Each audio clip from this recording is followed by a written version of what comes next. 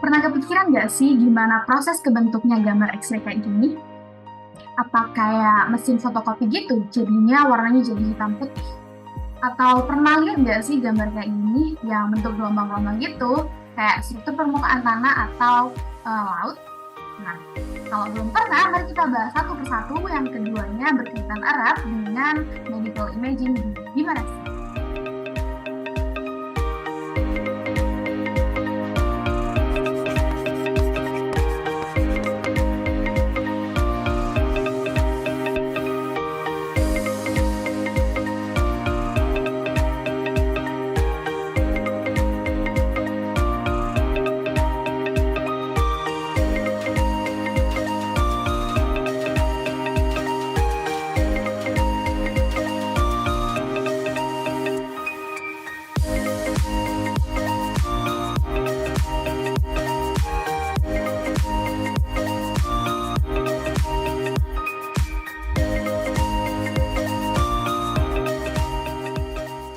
Oke, sebelum itu aku mau kenalin diri aku terlebih dahulu. Nama aku Clara Desari dengan NIM 014 dari Prodi Teknik Biomedis Fakultas Sains dan Teknologi Universitas Airlangga yang bakalan jelasin mengenai dua gambar tadi yang kaitannya erat dengan medical imaging sebagai bahan penilaian UTS mata kuliah modalitas citra medis kelas TK. Tapi sebelum itu, aku bakalan tanya-tanya dulu di anak-anak FST seberapa kenal mereka tentang medical imaging di segmen katanya. Tanya-tanya Clara.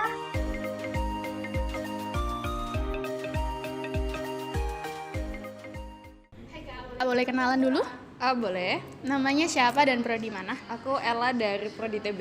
Oke, aku bakalan nanya-nanya dulu nih tentang medical imaging. Oke. Oke, pernah lihat nggak Kak gambar kayak gini? Belum pernah sih. Oke, nah menurut Kakak tuh transformasi radon tuh apa? Sorry banget aku nggak tahu transformasi radon itu apa. Nah, ternyata transformasi radon itu diterapin jadi gambar yang kayak gini, Kak. Oh. Oke, segitu aja ya. Oke. Makasih. Thank you infonya. Halo Kak, Halo, namanya siapa? kenalin nama aku Tama dari Prodi Teknik Biomedis. Oke, nah aku boleh tanya-tanya dikit nggak? Iya boleh. Oke, nah kakak pasti tahu CT scan kan? Iya tahu. CT scan itu alat medis yang buat kayak memetakan bagian dalam tubuh gitu kan. Misal kita Iya. kayak mungkin ada penyakit kayak gitu terus direkam pakai CT scan itu. Iya benar. Nah, tahu nggak perkembangannya CT scan dari dulu sampai sekarang itu berapa kali generasi gitu? Wah kalau aku sih mungkin kurang tahu ya, kalau mungkin kayak prinsip kerjanya gitu dikit-dikit tahu, tapi kalau sejarahnya mungkin kurang tahu sih. Oke, terima kasih Kak. Halo, Boleh kenalan? ya aku Yelena Dari prodi? dari Prodi Teknik Biomedis. Oke, aku bakalan nanya-nanya tentang medical imaging, seputar medical imaging yang ini lebih ke radiasinya. Oke, menurut kakak radiasi itu kayak gimana sih? Aku kurang mengerti tentang radiasi itu apa, Kak. Oke, nah kalau ilmuwan pastinya kan radiasi itu kayak ditemuin sama ilmuwan gitu Iya. kan. Nah, kayak proses nemuinnya radiasi itu kayak gimana menurut kakak? Kurang tahu, Kak. Kurang tahu juga ya. Oke, terima kasih. Halo Kak, Ya, halo. boleh kenalan namanya siapa, dari prodi apa?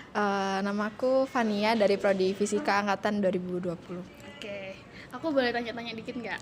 Boleh. Oke, nah aku lagi bahas tentang medical imaging. Nah, menurut kakak digital radiografi itu kayak gimana sih? Semacam proses pengambilan citra gitu bukan, Kak? Oke, ya. Oke, terima kasih. Oh iya. Ya, itu tadi cuplikan segmen katanya, Clara tanya-tanya di FST, dan ternyata teman-teman masih 50-50 ya mengenai pembahasan medical imaging, khususnya di CT scan, radiasi, dan lain-lain. Nah, oke, kalau gitu kita langsung aja bahas di gimana sih? Oke, gimana sih konseptual transformasi radon itu dan kok bisa dijadiin data seismik gitu ya. Nah, ngomong-ngomong soal transformasi, kita pastinya di anak-anak TB, anak-anak fisika, atau anak-anak teknik lainnya pasti sering denger yang kalau misalnya transformasi itu dengernya pasti transformasi Laplace, transformasi Fourier gitu kan, sampai paling nggak ngerti itu transformasi yang matriks gitu kan. Nah, tapi ada juga yang namanya transformasi radon gitu teman-teman. Nah, transformasi radon sendiri sendiri itu adalah teknik secara matematika yang biasanya digunakan untuk pengolahan data seismik yang kayak gelombang-gelombang tadi. Biasanya digunakan untuk struktur tanah, permukaan tanah, sama di dasar laut gitu kan. Nah, gelombang-gelombang itu tadi yang disebut dengan gelombang multiple. Nah, secara garis besarnya sendiri itu transformasi radon itu ada 3 jenis, teman-teman.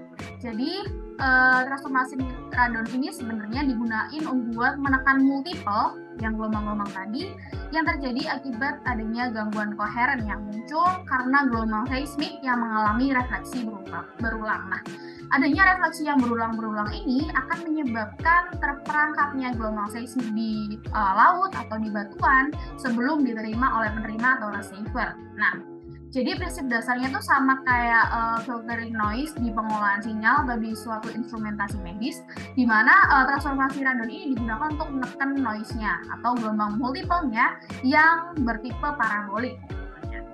Nah, dari yang aku jelasin tadi, kalau misalnya ada 3 jenis transformasi radon gitu ya. Nah, ini ada beberapa jenis. Yang pertama, ini adalah jenis Slenstack atau Tauro gitu ya.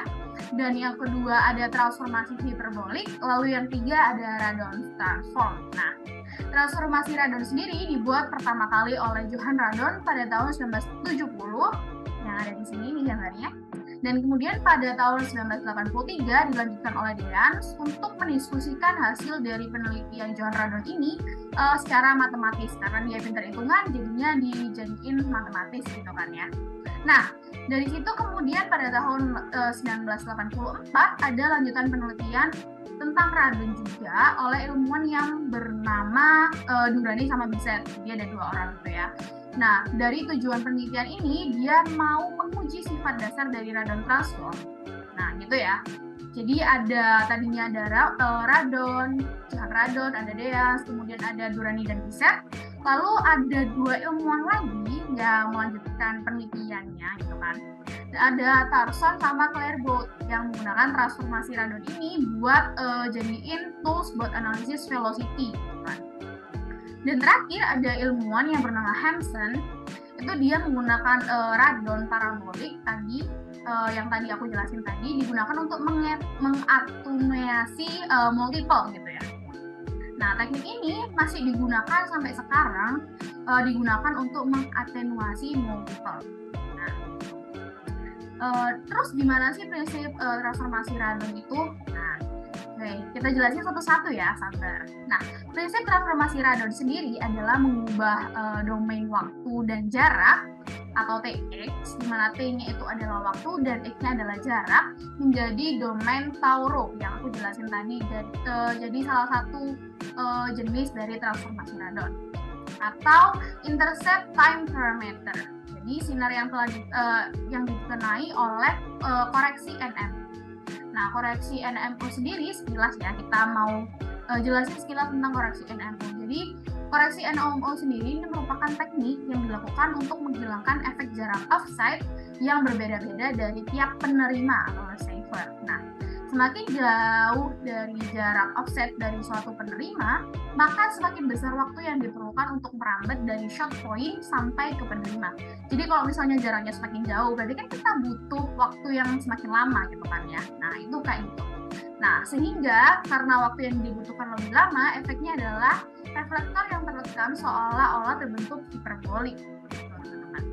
Atau secara aplikatifnya dalam koreksi NMO yang di data seismik, ini dapat dikatakan bahwa koreksi NMO ini bertujuan untuk meluruskan gelombang refleksi primer yang sebelum ditambahkan atau sebelum di stacking gitu ya.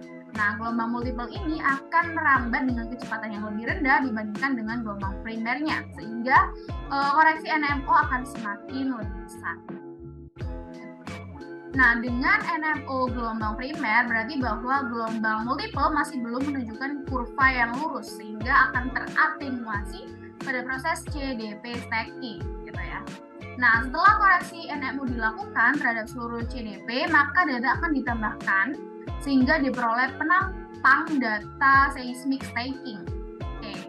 Nah, pada proses ini seolah-olah itu sumbernya dan penerima itu dalam satu posisi gitu ya, satu posisi yang sama yang disebut dengan posisi zero offset. Nah, koreksi NMO ini dapat kita tuliskan atau rumuskan dengan persamaan matematis berikut. Oke. Nah, di mana pada rumus ini kita bisa menjabarkan bahwa TX ini adalah time arrival atau arrival time, yaitu waktu kedatangan, dan X ini adalah panjang offsetnya atau jarak offsetnya, kemudian V ini adalah kecepatan rambat pada lapisan pemantul, dan TO atau T0 ini merupakan two-way time pada lintasan vertikal. Nah, karena adanya koreksi NMO yang menghilangkan efek jarak offset yang berbeda-beda ini dari tiap penerima atau receiver, maka diperlukan adanya pengubahan domain. Yang tadinya TX, kita balik lagi, yang tadinya TX jadi row jadi tau row gitu ya. Nah, agar lebih mudah digunakan untuk membedakan antara gelombang primer dan gelombang multiple yang dianggap sebagai noise gitu. Nah, dari penjelasan tadi, kira-kira masih ada yang bingung nggak sih? Nah, dari itu kita bakalan ngejelasin secara singkat tentang pengertian. Tadi kan udah jelasin secara singkat tentang pengertian, prinsip transformasi radon, dan sekilas tentang koreksi NMO. Nah, sekarang kita bakalan bahas tentang gimana sih transformasi radon itu yang tadi dijelasin bisa bentuk data seismik yang kayak gelombang-gelombang permukaan tadi. Oke, stay tune ya. Nah, oke, aku bakalan jelasin secara rinci gimana sih cara ngubah datanya tadi jadi data seismik yang bener-bener bisa dipakai gitu kan ya. Nah, yang pertama ini dilakukan input transformasi radon berupa hasil pre-processing yang disebut dengan dekonvolusi. Nah, itu yang pertama ya. Nah, lalu yang kedua ini kita bakalan hasil ini itu bakalan dikenai dengan koreksi NMO yang tadi digunakan untuk menghilangkan efek move out. Nah, tapi sebelum dilakukan koreksi NMO ini diperlukan untuk mengubah domain TX jadi tau row ya, agar gelombang primer dan gelombang multiple ini bisa dibedain kayak yang aku jelasin tadi gitu kan. Nah, setelah dilakukan pengubahan domain, selanjutnya bakalan dilakukan picking agar bisa bedain mana kecepatan gelombangnya primer atau mana yang kecepatannya gelombang multiple atau yang disebut noise gitu. Nah, setelah dilakukan perbedaan kecepatan ini, kita kemudian melakukan desain muting untuk memisahkan gelombang primer dan gelombang multiple. Nah, desain muting sendiri merupakan proses trial and error untuk memperoleh muting yang tepat gitu ya. Nah, setelah dilakukan desain muting radon, kemudian dilakukan proses stacking atau penumpukan data input yang telah dikoreksi dengan NMO tadi dan transformasi radon. Nah, berdasarkan dari proses yang itu tadi, yang dikoreksi NMO sama dikenai dengan transformasi radon, nah kita bisa tampak bahwa perbedaan keduanya ini melalui gambar. Kalau misalnya di koreksi NMO saja, masih ada beberapa multiple yang ada di penampang seismik. Sedangkan setelah dilakukan transformasi radon yang berfungsi untuk menghilangkan atau menekan multiple, itu masih terdapat beberapa emang yang masih kayak ada gelombangnya multiple, tapi ternyata di gelombang multiple ini bisa ditekan. Jadi dia bukan menghilangkan semuanya, tapi masih bisa menekan, oke? Jadi itu fungsinya teman-teman, dan prosesnya gimana dia jadi data seismik yang siap untuk dipakai. Oke, kita masuk ke topik selanjutnya yang masih bahas tentang medical imaging. Jadi stay tune tentang pembuatan medical imaging melalui pemeriksaan yakni CT scan dan perkembangannya dari waktu ke waktu. Oke, dari pertanyaan itu tadi, kira-kira gimana sih? Atau ada yang penasaran nggak mengenai proses perkembangan CT scan dari dulu sampai sekarang? Dan kira-kira menurut kalian ada atau enggak perbedaannya? Oke, tapi sebelum kita bahas mengenai generasi-generasi CT scan, kita bahas dulu dan kenal lebih lanjut terlebih dahulu mengenai apa itu CT scan dan generasinya. Oke. Nah, CT scan atau Compute Tomography Scan ini merupakan yang gambarnya ini ya. Ini merupakan salah satu sarana penunjang penegakan diagnosa yang menggunakan gabungan dari sinar X dan komputer untuk mendapatkan citra atau gambar dari variasi irisan tubuh manusia, gitu ya. Nah, karena tingkat kebutuhan dari diagnosa menggunakan CT scan ini makin meningkat hingga saat ini gitu ya. Nah, oleh karena itu para ilmuwan dan ahli-ahli medis yang berhubungan dengan pengembangan teknologi gitu ya, ini berlomba-lomba untuk memberikan inovasi lebih lanjut mengenai CT scan. Jadi dan hingga hari ini ada 8 generasi dari CT scan. Oke, dari ke-8 itu kita bahas satu-satu ya. Nah, yang pertama ini ada generasi CT scan yang pertama yang dibuat oleh Sir Godfrey yang menemukan CT scan-nya adalah dengan parallel beam geometry. Nah, CT scan yang pertama kali ini menggunakan prinsip translation and rotation, ya, translasi dan rotasi. Nah, jadi prinsip ini tuh mengaplikasikan sinar X model pensil yang diterima oleh detektor tunggal. Nah, karena detektornya tunggal atau satu dalam satu alat CT scan gitu ya, makanya waktu yang dibutuhkan untuk scanning terhadap satu potong bagian gitu bisa sampai 5 menit. Oke, nah dari situ pastinya kok banyak banget waktu yang dibutuhkan gitu ya. Nah kemudian dilakukan pengembangan terlebih lagi pada generasi yang kedua karena ada kekurangan dalam waktu scanning gitu ya. Nah pada generasi yang kedua ini prinsip dasarnya masih sama yang digunakan pada generasi yang pertama yaitu translation sama rotation. Tapi perbedaannya ini terdapat pada detektor yang digunakan gitu ya. Nah, dimana kalau generasi pertama tadi itu menggunakan satu detektor pada satu CT scan gitu ya. Nah, di generasi yang kedua ini pakai 30 detektor atau bisa disebut sebagai multi detektor. Nah, ini detektor-detektor ini ada 30 detektor ini bisa menutupi sudut kipas sekitar 10 derajat. Nah, karena adanya tambahan detektor ini yang berjumlah tambahannya 29 gitu ya. Nah, oleh karena itu waktu scanningnya berkurang menjadi 18 detik gitu ya. Jadi 5 menit dikurangi 18 detik gitu ya. Digunakan untuk scanning seluruh tubuh.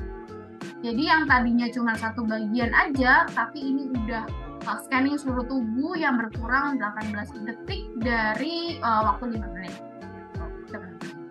Nah, kemudian kita lanjut pada CT scan generasi ketiga, di mana generasi ini sudah mengalami banyak perubahan dari generasi yang sebelumnya gitu ya. Nah, di mana pada generasi ini menggunakan prinsip rotate and rotate gitu ya, berputar dan berputar, rotasi dan rotasi. Jadi pada tabung sinar X dan detektor array ini yang berbentuk setengah lingkaran berputar di sekitar pasien.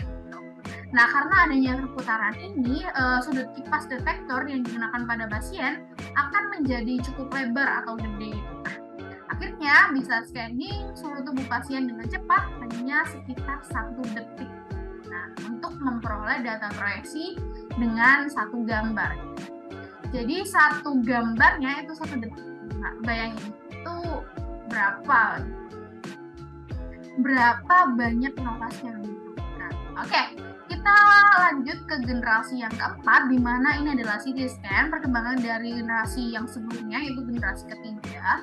Ini bentuknya mengalami perbedaan ya. Kalau tadi misalnya setengah lingkaran, ini jadiin lingkaran, kan? Jadi namanya itu adalah cincin atau ring. Nah, selain bentuknya yang berbeda, perbedaan lainnya ini terletak pada penyusunnya. Dimana tadi kan kalau misalnya dari 1, 2, 3 itu tadi, kita pakainya tabung sinar X gitu kan ya. Dan dan detektor array-nya itu jadi satu kesatuan sama tabung sinar X. Nah, kalau di generasi yang keempat ini, detektornya itu tidak gabung sama tabung sinar X, kayak terpisah. Nah, susunan dari detektornya sendiri ada berjumlah 600 hingga 4.800 tergantung produsennya, yaitu detektor independen dalam ring tersebut. Jadi satunya itu 600 sampai 4.800. Jadi bayangin itu kecepatannya untuk scanning tubuh pasien itu seberapa gitu kan ya. Nah, kita lanjut ke generasi yang kelima, yang unik karena kita udah nggak pakai lagi tabung sinar X gitu ya, tapi menggunakan elektron gun yang dipancarkan adalah elektronnya gitu, yang berkekuatan 130 kV.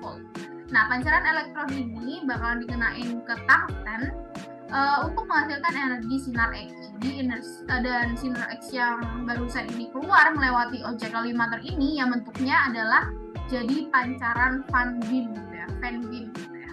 Nah, lalu sinar X ini akan mengenai objek dan hasil atenuasinya ini akan mengenai solid state detector, dan selanjutnya akan prosesnya itu sama dengan CT scan yang lainnya. Jadi setelah itu dia bakalan nge-scanning bagian tubuh dari pasien gitu ya. Oke, kita selanjutnya masuk ke generasi yang ke-6, di mana dilakukan pengembangan yang baru, yakni pengembangan sistem scan spiral atau helix dengan tujuan untuk menghilangkan kebutuhan daya dan kabel sinyal gitu ya. Jadi perbedaannya dari yang lalu-lalu itu adalah sistem scan-nya. Ini adalah spiral atau helix. Nah, scan spiral ini bertujuan untuk merujuk pada proses akuisisi data dengan meja bergerak, sementara tabung sinar X-nya yang berputar. Nah, sehingga gerakan ini dari tabung sinar X ini membentuk gerakan yang spiral. Oleh karena itu, makanya disebut dengan CT scan spiral atau CT scan helix. Oke, selanjutnya kita masuk ke generasi yang ke-7, dua dari terakhir, di mana disebut dengan multi-slide CT dengan menggunakan detektor multi-array. Nah, dengan adanya penggunaan detektor multi-array ini, maka akan semakin lebar kolimator dan semakin banyak data proyeksi yang bakalan diperoleh gitu ya. Jadi kalau misalnya lebarnya itu makin banyak, makanya dia gambar-gambarnya, irisannya itu semakin banyak. Nah, oleh karena itu, energi sinar X ini dapat digunakan secara lebih efisien gitu ya. Oke. Nah, dari penjelasan 1-7 tadi, jangan bosan-bosan dulu, karena yang terakhir ini, generasi yang terakhir, ini generasi yang paling baru, yang paling fresh gitu kan ya, itu adalah generasi ke-8, yang disebut dengan DSCT atau Dual Source CT, Compute Tomography gitu kan. Ia menggunakan dua tabung sinar X yang terhubung pada dua buah detektor. Nah, pada masing-masing detektor atau dua buah tabungnya ini diberikan tegangan yang berbeda, yakni 140 kV dan termasuk dengan tegangan tinggi, dan diberikan yang satunya lagi adalah tegangan yang rendah, yakni sekitar 80 kV. Nah, DSCT ini berguna untuk menentukan jenis bahan atau zat. Nah, dari itu tadi penjelasan tentang CT scan dan 8 generasinya, mulai dari generasi yang pertama yang dibuat pada tahun 1970-an sampai generasi yang paling terakhir, yang paling fresh dan yang paling baru adalah generasi ke-8. Oke, nah karena dari tadi kita udah ngomongin sekilas tentang sinar X, radiasi, dan lain-lain, tapi kayaknya bahas itu nggak sih secara lengkap.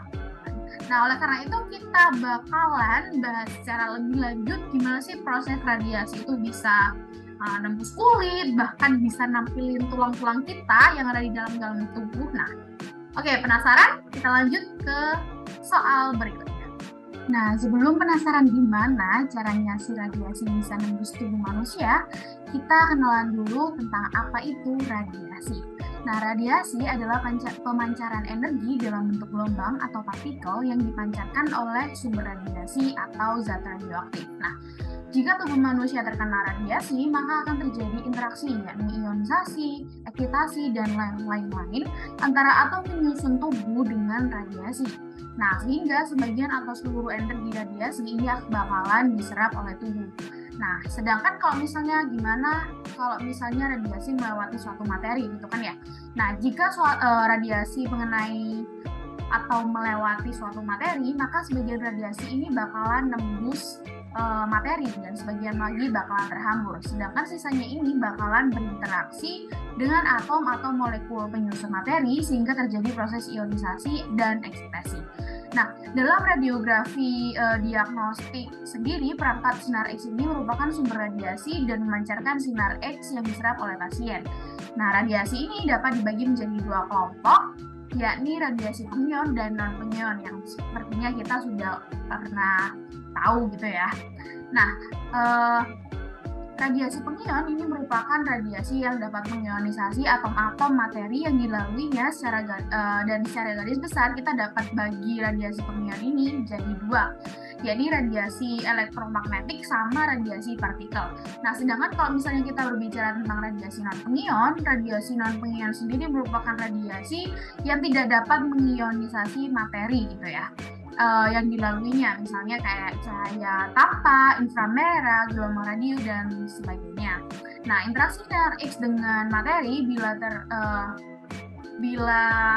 sinar X ini ditembakkan dan mengenai suatu bahan. Sinar X ini yang ditembakkan ini memiliki energi yang lebih tinggi sehingga mampu mengeksitasi elektron-elektron dalam atom sasarannya. Nah, ketika sinar X menumbuk bahan, ada bagian yang diteruskan, diserap, dihamburkan, dan dihamburkan gitu ya. Nah, pada saat foton mengenai suatu materi, maka akan terjadi interaksi yang mengakibatkan penyerapan dan penghamburan foton. Nah, hal inilah yang menyebabkan radiasi ini dapat menembus bahan dan bisa mendeteksi objek di dalamnya, termasuk tulang-tulang kita yang dikenai radiasi. Nah, tadi udah gimana radiasi bisa menembus bahan kan, dan terutama bisa menembus bagian dalam tubuh manusia. Nah, selanjutnya kita bakalan bahas mengenai proyeksi slice nih teman-teman. Jadi projection slice theorem ini adalah merupakan teori yang menyatakan bahwa mengumpulkan sekelompok proyeksi satu dimensi dari berbagai sudut ini dapat membangun gambar dua dimensi, dan dari irisan dari gambar dua dimensi kita bisa bakalan membangun gambar tiga dimensi dan seterusnya gitu ya. Nah, projection slice ini memiliki beberapa rumus dan dia juga berkaitan erat sama transformasi Fourier teman-teman.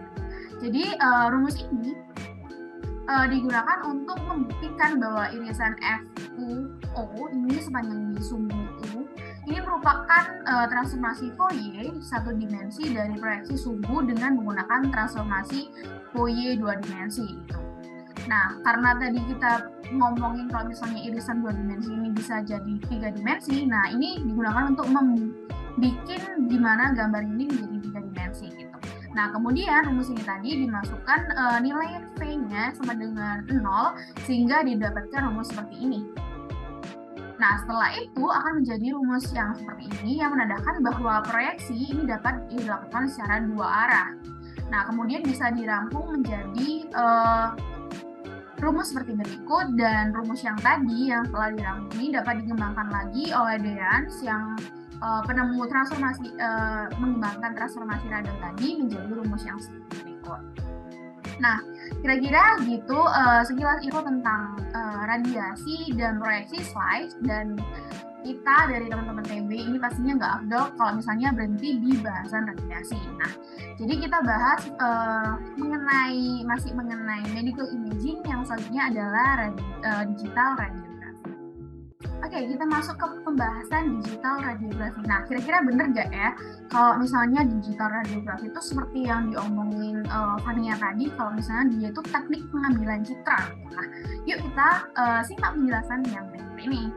Nah, teman-teman pastinya nggak asing tentang citra medis lagi kan. Nah, biasanya citra ini berfungsi sebagai gambaran visual mengenai suatu objek, dan kaitannya dengan dunia medis adalah tubuh manusia sendiri yang jadi objeknya, yang disinari oleh sumber radiasi. Nah, teknik pengambilan citra ini bisa dibedakan menjadi dua, yakni konvensional dan yang digital gitu ya.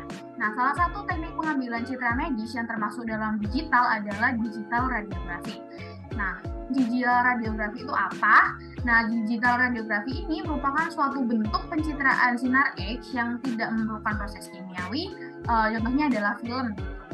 Nah, hal ini menjadikan digital radiografi ini lebih ramah lingkungan dan biaya operasionalnya jauh lebih murah dibandingkan dengan digital radiografi. Maksud saya radiografi yang konvensional.